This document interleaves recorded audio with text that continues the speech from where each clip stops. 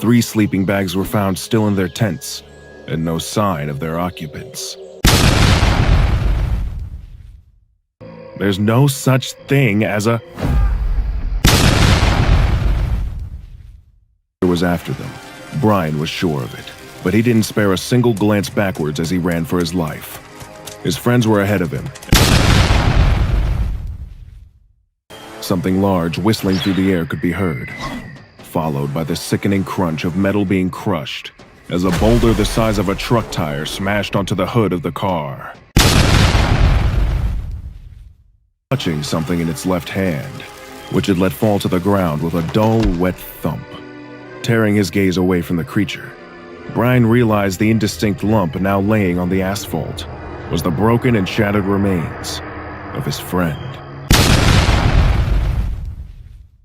Desiccated and mummified, reached down from somewhere above Brian and snatched one of his friends and the man who had stopped his car, lifting them up and out of view. He could also feel the rush of air and 2 smaller thuds on either side of him.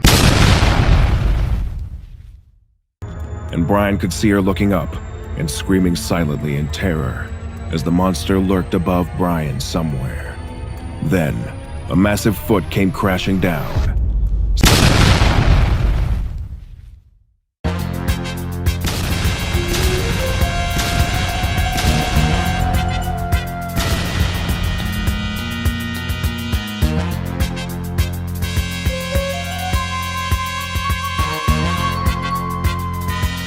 When that similar thing started to stretch itself, everyone jumped out in fright. A cartoon hand was chasing Brecco, grabbing it and pulling it back. Little Brecco made a painful sound until it was completely in the creature's mouth. The chewing began. John started to kick the arms and Ava's feet so she could escape. He told her to not look back and run as fast as possible. They would distract the beast however they could. To this day, she still doubts whether this decision was the best choice, willing to entertain the only remaining audience, itself.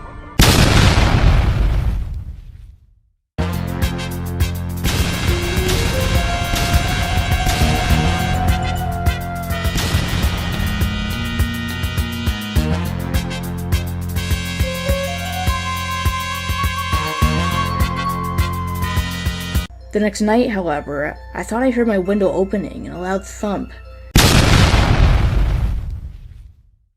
The next morning, Edwin dropped his coffee cup when he saw me.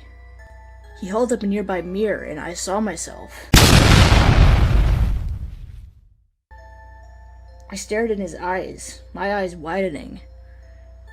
"You somehow lost your kidney last night." Around midnight, I woke up to see a truly horrifying sight.